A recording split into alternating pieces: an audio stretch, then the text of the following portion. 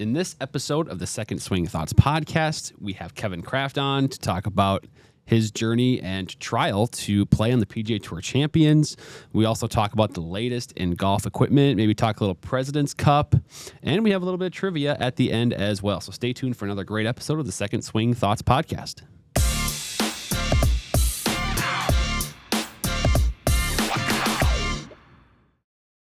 Hey golfers, and welcome into another episode of the Second Swing Thoughts podcast, joined as always by Mr. Sean Bauer back here in the studio. We got a lot of stuff to cover here today, Sean.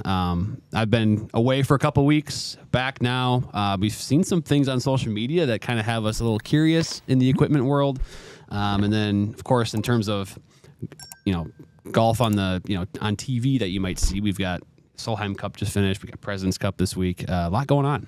Yeah, well, it's good to have you back, Drew. Would you want to share why you've been missing the last couple of weeks? Yeah, officially a father. My wife and I had our first child, so that's why I've been out a couple weeks early. So schedules were a little bit in disarray there. We had to kind of do some scrambling to get on schedule there. But thank you for filling in the content that you did. So. Yeah, it's been good. Back's hurting a little bit from carrying the squad, huh? No, we're good though. It's good. It's awesome. So, but back in the swing of things now, pun intended. So, we got a lot to cover here. All right. Well, should we talk some golf? We should. All right, well, let's get into the turn here. Our little segment where we talk about all the latest and greatest news in the golf world, and this one's going to go kind of on some clubs we've seen on social media, maybe gaining some traction. Obviously, if you're familiar with Srixon, their last couple iron releases have been phenomenal, including the ZX7 Mark IIs. I think it's back-to-back years being voted as the Golf WRX Members' Choice #1 iron of the year. So really good players' irons, really good performance. And on their Instagram channel, earlier this month, they had released some images of some prototype irons that made their debut on tour. So potentially some new Srixon irons coming here soon. Yeah, and again, we don't know much about them right now, but it's exciting when Srixon, the last two generations of their ZX and then ZX Mark II irons have been awesome. I mean, our fitters have absolutely loved them. And from a brand that, really maybe 5 years ago wasn't necessarily a big popular brand, so to speak. It wasn't a heavy hitter in the iron market, really. But I think they've made themselves one now over the last few years. And so I know I'm really excited to see what that might be. I imagine just knowing what their release cadence has been with products, we might see something in like January. But that's speculation. I guess we'll find out. But anyway, it's always exciting when you see these kind of, images out there, potential prototypes, potential new stuff that we get to try soon. Yeah, absolutely. And those irons, when I was getting fit for my irons, I was actually more testing on the player's distance side with the ZX5s. And they came close to being the choice there. Ended up going a different route, but they are excellent. And I think they're one of those companies, like you mentioned, they've really made some waves in the last couple of years. And if you're looking for not only performance, but a pretty dang good value, yes. Compared, not that that's the only reason you should make a decision, but price point wise, they are, that's hard to beat. Mm-hmm. So it'll be interesting to see what they do there. Another company that's kind of been making waves, especially the last year or two, Lab golf putters. Yes. The DF3, obviously, a Golf WRX Members' Choice #1 mallet of 2024. Now, this one has not been confirmed, but there's been some sightings of a new Lab prototype out there, and all I will say is it has of all the Lab putters, I feel like it has the most traditional look to it from what I've seen. Yeah, which seems to be the one thing that golfers maybe get scared of with Lab putters is the way that they look. They're obviously, and talking with Sam Hahn, we had him on for a YouTube interview a few months ago, I guess now. You can look at it on our YouTube channel. He is one heck of a character and awesome to talk to. But he even admits, we're not trying to, make them look pretty. We want them to work. And so they've found in their unique designs that it might not be the most attractive thing to look at, but they work. And so now that they maybe have something a little bit more traditional looking in terms of a mallet, at least by the image that was out there, very intriguing. So, yeah, their unique method. It seems like some of the brands are starting to kind of maybe emulate a little bit, but Lab was, they were truly a pioneer in some of these, the lie angle balance and sort of these maybe unorthodox or previously thought of as unorthodox methods are very effective. Yeah, I mean, they're more traditional. You got to put that, with quotes, because it still has like an authentic lab look to it, which I love. I mean, it took me a while to, I've played a blade putter pretty much my whole life. And, we had the DF3 sitting here on the store, and I just wanted to go try it. And I kid you not, like, I'm very tempted to make the switch because I've putted with that thing, and I know the look is a little different, but the feel is hard to beat. Just feel like, you're squaring the club. And, you mentioned some other companies trying to emulate that no torque, letting the face do the work. I have a feeling you're going to see more companies, really dive into that research because Lab has made so much noise in that area and gained such, a following that, copycats, it's a copycat industry, copycat business, and I have a feeling you're going to see some more going. If you're a golfer, or there is a golfer that you follow that's super scientific in particular about putting, good bet that they have a Lab putter in their bag, right?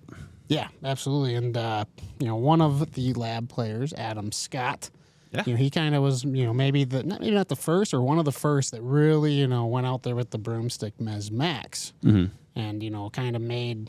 Once people saw that, then, it gained more steam. But speaking of Adam Scott, I believe he'll be competing this weekend for the international team as the President's Cup gets underway. Up in Canada there. It's up in Montreal, in Montreal, should be a good time. The President's Cup, the U.S. has kind of been the dominant side. I don't know the exact record off the top of my head, but I want to say they haven't lost in a very, very long time. Yeah, it's pretty heavily, and you can see why. Just historically, the higher ranked players typically are more, American or maybe British or European versus international. But I do think there is a lot of talent on this international team that could, if I guess if you could say Team USA gets caught napping a little bit, it could be a little bit of a contest here because, Hideki Matsuyama is playing as good a golf as anybody for a couple stretches during the year. You mentioned Adam Scott has more experience, I think, than the entire U.S. team combined in terms of matches played. And then you've got a lot of other veterans, too, on this international team that have been here before. You talk about Corey Connors has been in one. Mackenzie Hughes is another Canadian playing. Tom Kim played in the last one and made a splash. If you remember a couple years ago, it was kind of his welcome party to sort of the golf fans out there, right? Now people didn't know who Tom Kim was at that point, and then they certainly did by the end of that weekend. So it's going to be a fun one. Obviously I would assume that the U.S. will win, but you can never really some of these team things, and you have the home crowd behind you in Canada, and it could get interesting. I'll say it that way. Yeah, and I think when Live came along, and with this being a PGA Tour event, I think that's what a lot of people get confused. This is not PGA of America. Right. This is PGA Tour that runs this tournament, so Live golfers are allowed. But I think when Live came along, a lot of people thought, well, that's going to really hurt the international side because, there was some marquee Live names, especially on the Australian side, that left. Right. But now looking at the roster, you just mentioned Tom Kim. He kind of came, made his coming out party there. They have the veterans in Matsuyama, Adam Scott, Jason Day. You got Sung Jae Im, who's, a world-class player. Ben An, who had a really good year. You have the Canadians. And then Christian Bezuidenhout, I think, might be one of the most underrated golfers on the planet. I think he has the best short game in the world.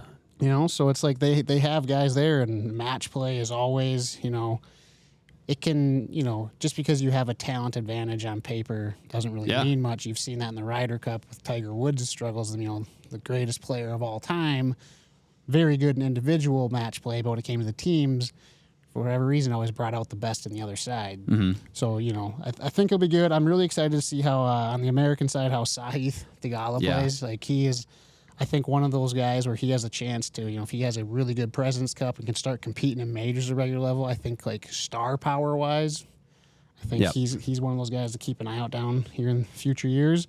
And then I'm interested to see, how Max Homa plays. Yeah, he's been struggling. After the Masters, it was kind of a down year for Max. But if you remember the Ryder Cup last year, he was one of the stalwarts for the Americans. And so I'll be interested if he plays well in this team format and the match play format, if that can kind of, give him some momentum going into the offseason heading into next year. I also just am curious about Keegan, and being that he's the Ryder Cup captain for next year up at, Bethpage. I mean, if he goes out and lights it up this week and then has another somewhat strong year to start, in 2025, I'm pro playing captain. I know there's reasons to not do that. I get it. But the guy's really good still. He's one of the better American players. And so it would be doing a disservice, I think, to, American golf fans if he's playing well, deserves a spot, even if we're talking about captain's pick or whatever. So we saw Tiger do the whole thing with the President's Cup a few years ago, and obviously that worked out. So I don't know. I want to see it because I love Keegan and I love how amped he gets for these team events. So yeah, I'd be a fan of that. And one thing I will say about the President's Cup, I like that they allow you to pick the matchups versus the blind draw of the Ryder Cup. So especially from a TV side, sometimes you get those matches that I can't wait. So I think that is one area where I wish they would carry that over into the Ryder Cup. Yeah. But should be a good tournament. We got a little more at the President's Cup coming up later. I have a Guess the Bag trivia contest for you. We'll see if you can get it. But anyways, how about we head to the main event of the episode, Mr. Kevin Kraft. Yeah, that's a good one here. We talked to Kevin about just how he's playing this year. He's got a couple really close calls in some of his events where he kind of felt like maybe he got some bad breaks, which is tough to see. But on the flip side, you can kind of tell he's feeling good still about his game and thinks he can, has a lot more to achieve this year. So, fun chat with Kevin as always. All right, looking forward to it.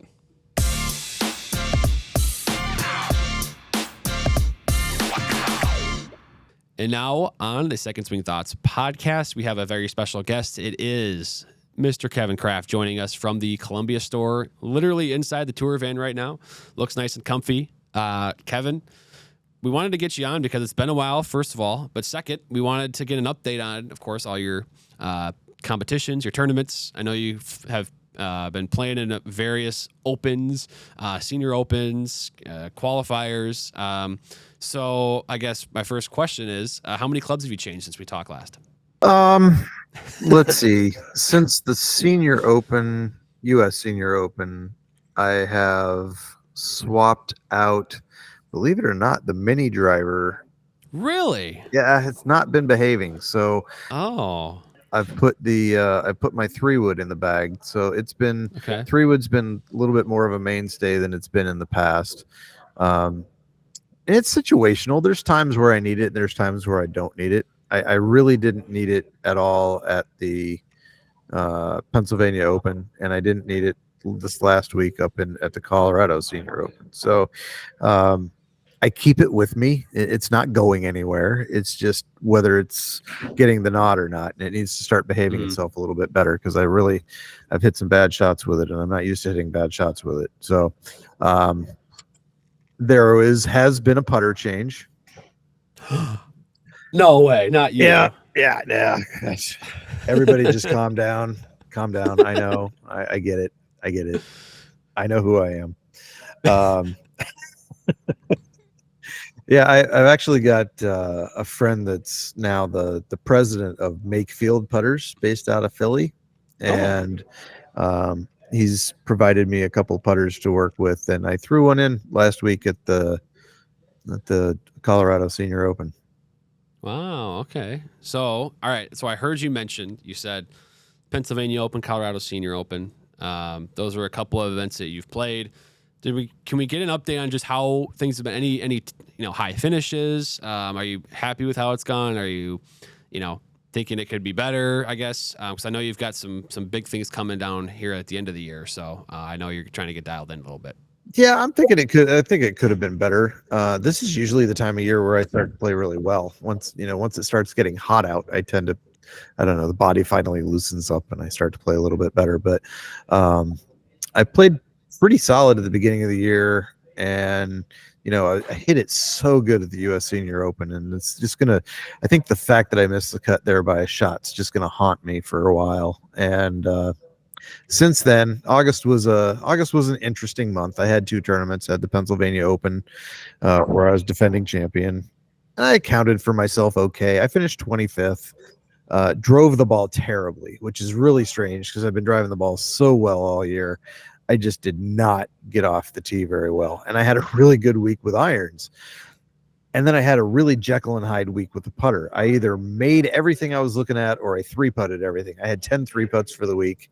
Wow. That doesn't help. Yeah, exactly. So really big greens, got really fast. They were about 12.5 on the stimp the first day, 13.5 the second day, and 14 the last day. So, they were humming pretty good there. And I seemed to be, I don't know. Second day, I kind of burned all the, lipped some putts and burned some edges. And then the last day, I think I just ran everything straight by on the high side. So there were some challenges there, but overall, I didn't play too bad considering. And I love the golf course. It was St. Clair Country Club over in Pittsburgh. Really great venue. PA Golf Association does such a great job with their tournaments. Was really good. I would have liked to have finished better, but there's not too many tournaments that I play in that I wouldn't have liked to finish better, except for the ones that I win. Yeah. Right. Exactly. And then, the wrist has been a little bit of an issue. So I've got a really bad tendonitis flare up, and I just can't practice a whole lot. I mean, I can't stand there and hit a lot of balls right now because it really gives me some fits. So I'm trying to, keep it down to a dull roar by the time I'm playing. And it didn't give me any trouble at all during the PA Open. And then got out to Colorado last week, got in on Monday, and I hit about 100 balls on Monday, which was probably a mistake. I needed to get adjusted to the altitude, though. I mean, golly, the ball goes so far out there. It's really awesome, but it's a big adjustment from where it is here. So, I probably hit too many balls, and during Tuesday's practice round, it was bad. Like, it just did not feel good, and I was really worried that it was going to be a problem during the tournament proper. But for some reason, it seems to know when it's time to, just shut it down a little bit and just let me get my business taken care of, because it didn't really give me too much trouble Wednesday, Thursday, and Friday. I made the cut out there. Great golf course, Green Valley Ranch in Denver.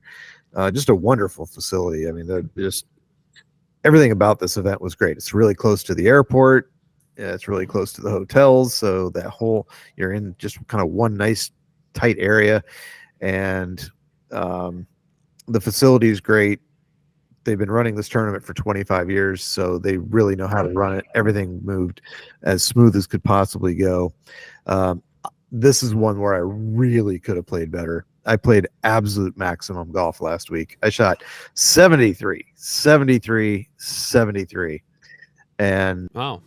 Consistent, at least. Yeah. That's not the kind of consistency you want. It really isn't. I hit it good. I really don't have any complaints. Driver came back. I was hitting it really good. My iron game was good. Just didn't score, or what was the deal there? I just didn't score. I only made 10 birdies. Winner shot 13 under. So I definitely didn't make as many birdies as I would have liked. But I did make half of my birdie opportunities. So, I can't complain too much when I'm just kind of fractionally missing greens type of thing, or like, I'm just curious as to not necessarily. So it seemed like when I missed in the worst possible spots. So like my misses were just chalk it up to bogey. I made one really bad double, but I got a couple bad breaks day 2, and it was from good shots that did not pay off, and those are always annoying. So it is what it is. Golf is what it is. It's difficult. There's going to be challenges.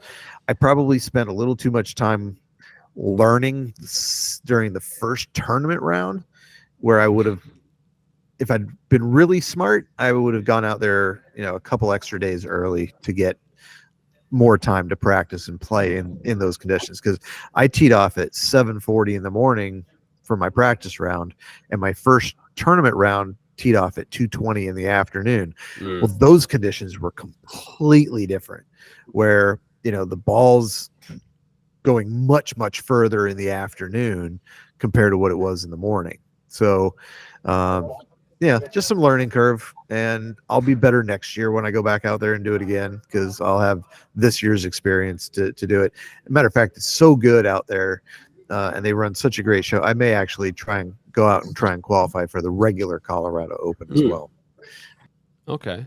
Yeah, because I'm just curious on what that adjustment period is like for the altitude. I mean, you mentioned it kind of early on there, just how insane and different it is for your clubs to go so much farther. So, like, can you kind of give us an example of, say, I don't know if maybe a 7-iron or 8-iron, like how many more yards that ball was carrying for you, just to kind of give us an insight into how much of a distance difference you had to play. And also, there's probably a certain a sense of uncertainty in every shot, knowing like, I don't hit this club 200 yards, but I have to hit it right now because it just will fly that far up here in the mountains, right? Yeah, the belief part is tough, because you're pulling out clubs that you just normally aren't going to hit. So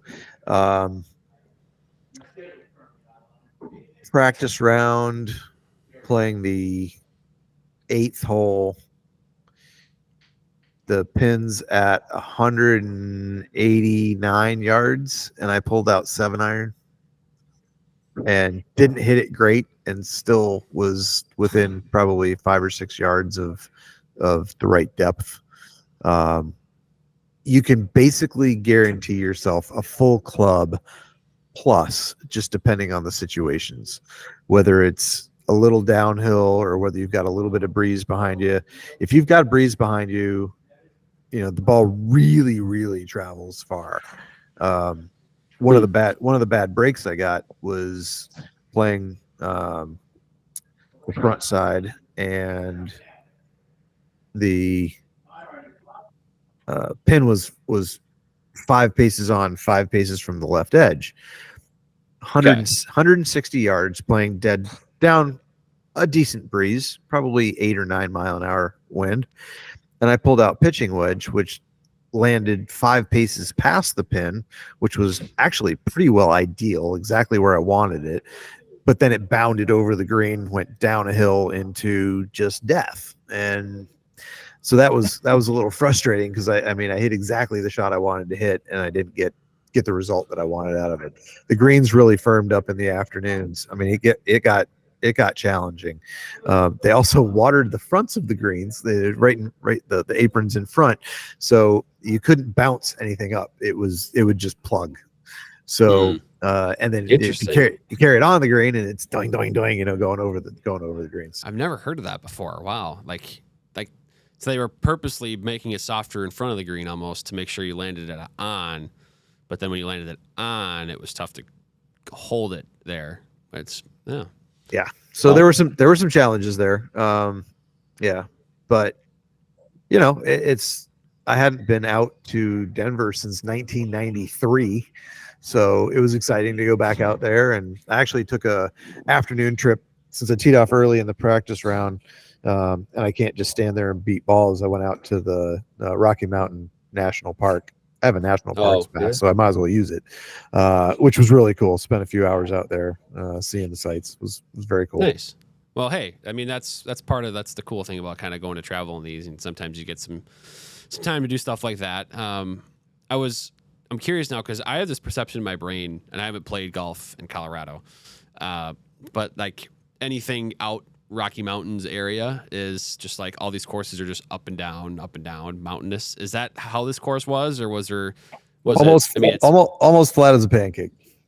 So interesting. Obviously it's at elevation, but it's interesting that it was that flat. I was surprised too, Drew. That's exactly kind of what I was expecting. I was expecting, rolling hills and all that, and no. Denver overall is pretty flat. Right. Interesting. Okay. Back off in the distance, as you're looking out over the city, behind it is where all the mountains are. So I got a bit of an education on that one too, because I had no idea. Right. Yeah. Yeah. I would have expected, a bunch of mountains and to deal with all that stuff. So, all right. Well, so we talked about Pennsylvania Open, Colorado Senior Open. What do we got coming now, I guess, as we enter the last quarter, so to speak, of the 2024 year? Any big competitions that we need to take note of? Yeah, I got one more big one. First or second week of October, maybe right in between those two things. Texas Senior Open is the only other big one I'm going to play before doing Q School in the fall. I haven't played Texas Senior before. From everything I've heard, the same basic crew that went out to Colorado is going to be in Texas, pretty much. So everybody says it's also really well done. So I'm looking forward to doing that one. Nice. I was going to ask you about have you played any like Texas Open or anything down there? Any other opens? No, I mean, played Corn Ferry Tour in Midland, Texas. Played some other events around Dallas, but I haven't been out there for a while, so it'll be a little change. And then Q School is, I believe, the first week of December. Is that right? And it's down in Scottsdale.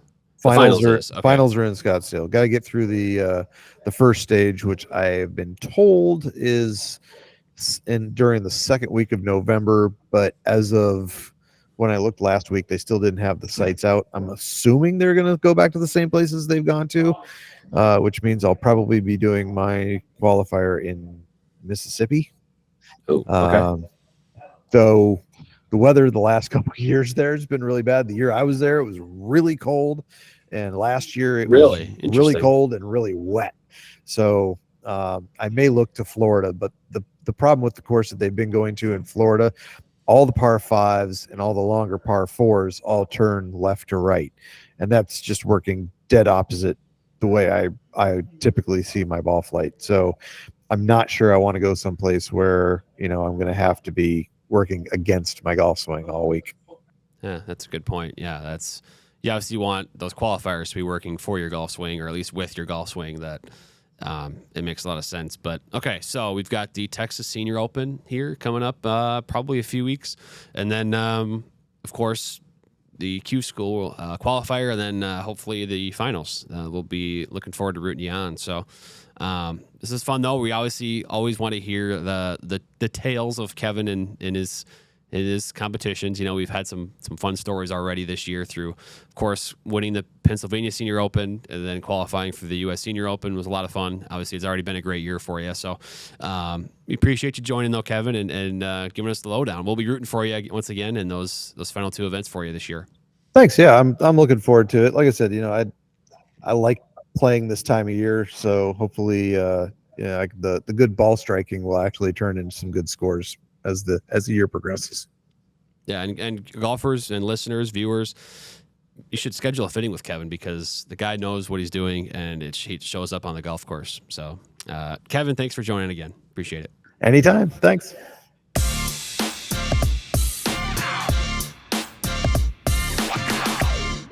So that was Kevin Kraft talking about his 2024 season so far. Again, most of it done, but he's got a couple big things in the works here towards the end of the year. So of course we're gonna be wishing him well, and we'll give you guys updates on how he's doing. But it's fun to root him on, because he can play at a really high level.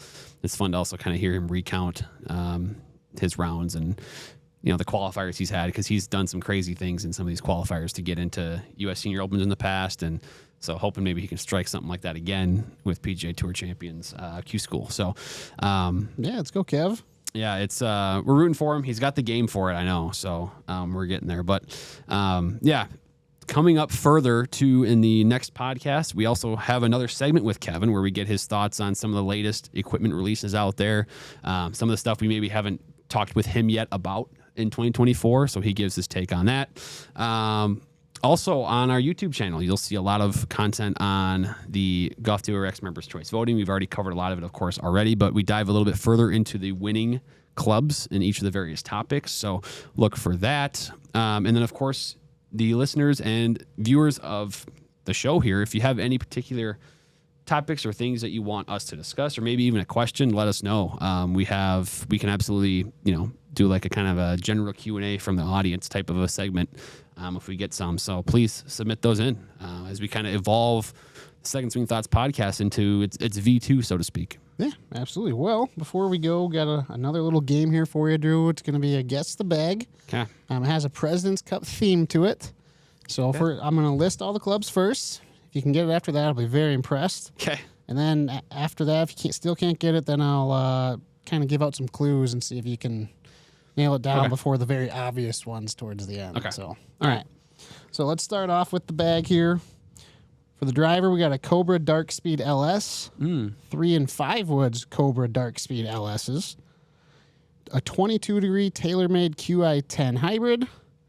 Wow. Okay. Irons, 4 to 9 iron, Titleist T150. Wedges, 4650, 5460, Vokey SM10. Okay. And then the putter, a Blacksmith Wellington. Really?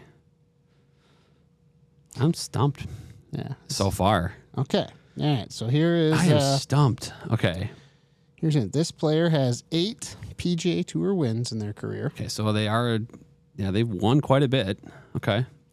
They're a 5-time member of the international team in the President's Cup. 5 times. Okay. You got any guesses yet? 5 times is plenty. I mean, so my first thought is Adam Scott, just because it is not Adam Scott. Okay. I get feel why. like Adam just Scott's he's probably played on more teams than 5, I'm sure. Yeah. Okay. But like Adam Scott, this player is a major champion. Okay. Is he on the team now, or is he not on the team now? It's a trick question. Oh.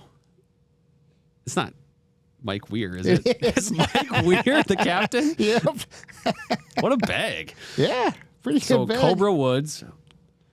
Yeah. Cobra Woods, TaylorMade Rescue, Titleist irons, Vokey irons, and then a Blacksmith Wellington. Interesting. Okay. So, yeah, he was a I feel five-time like member. His last, if we would have gone further, it would have been last win came in 2007. Masters only title, lefty. Then okay. So I would have. I would have got it eventually. Would have gotten eventually, but that was pretty good.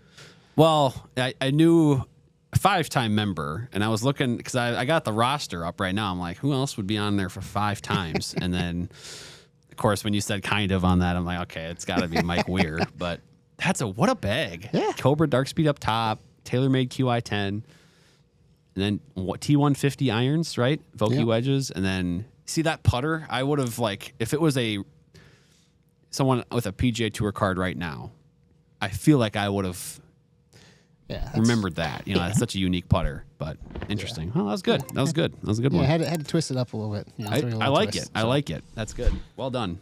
You stumped me for sure. I mean, you had me until you kind of gave it away a little bit with the kind of. Well, anyways, that's it for this episode. Thanks for watching, and we'll see you back here next week.